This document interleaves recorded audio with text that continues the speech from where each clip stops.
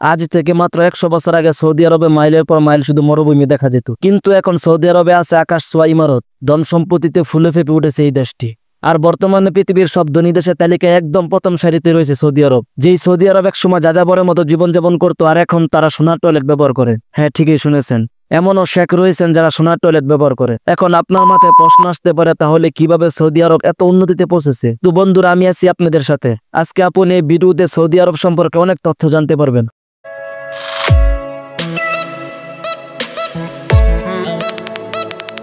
1932 সালে রাজা আব্দুল আজিজ সৌদি আরব উপদ্বীপে বিভিন্ন গোত্র একত্রিত করে কিংডম অফ সৌদি আরব প্রতিষ্ঠা করেন। 1930 দশকে সৌদি আরব ছিল অর্থনৈতিকভাবে দুর্বল।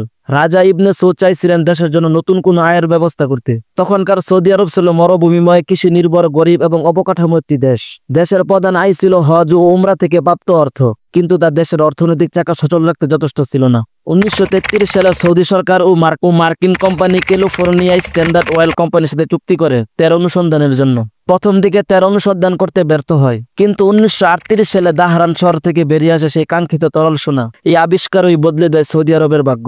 1938 সালে দাহরান অঞ্চলে প্রথম বাণিজ্যিক তেল আবিষ্কৃত হয়। এখান থেকে সৌদি আরবের অর্থনৈতিক উন্নয়নের সূচনা শুরু হয়। তেলের মাধ্যমে সরকার বিপুল পরিমাণ অর্থ উপার্জন করতে থাকে। 1973 সালে আরব ইসরায়েল যুদ্ধ এবং শুরু হয় তেল সংকট। এখান থেকে সৌদি আরবের ভাগ্য পাল্টে যায়। আরব দেশগুলো পশ্চিমাদের বিরুদ্ধে তেলের দাম বাড়িয়ে দেয়। এতে করে তেলের দাম কয়েক গুণ বেড়ে যায়। সৌদি আরবের আয় অবিস্মরণীয়ভাবে বৃদ্ধি পায়। শুধু তেল বিক্রি করে সৌদি আরব উপরে ওঠে নাই, এর পিছনে আরো কিছু গুরুত্বপূর্ণ কারণ ছিল, যেগুলোকে সৌদি আরবকে ধনী ও শক্তিশালী রাষ্ট্রে পরিণত করেছে। এক নম্বরে তেলের রাজত্ব, এটা ছিল উন্নতির মূল ভিত্তি। 1970 দশকে তেলের দাম অনেক বেড়ে যায় বিশ্বব্যাপী তেল সংকটের কারণে। এতে সৌদি আরব বিপুল পরিমাণে অর্থ আয় করে। রাজা আব্দুল আজিজ ও পরবর্তী রাজারা তেলের অর্থ দিয়ে দেশের অবকাঠামো, স্কুল, রাস্তা, মসজিদ নির্মাণ শুরু করে। পরে তারা ভীষণ পরিকল্পনার মাধ্যমে ভবিষ্যৎ উন্নয়নের দিক ঠিক করেন। শুরুতে তেল উত্তোলনের মালিক ছিল আমেরিকানরা, কিন্তু সৌদি সরকার ধীরে ধীরে আরামকোর মালিকানা কিনে নেয়। আজ সৌদি আরামকো কোম্পানি পুরোপুরি সৌদিদের মালিকানাধীন এবং এটি বিশ্বের সবচেয়ে লাভজনক কোম্পানি। নাম্বার 2,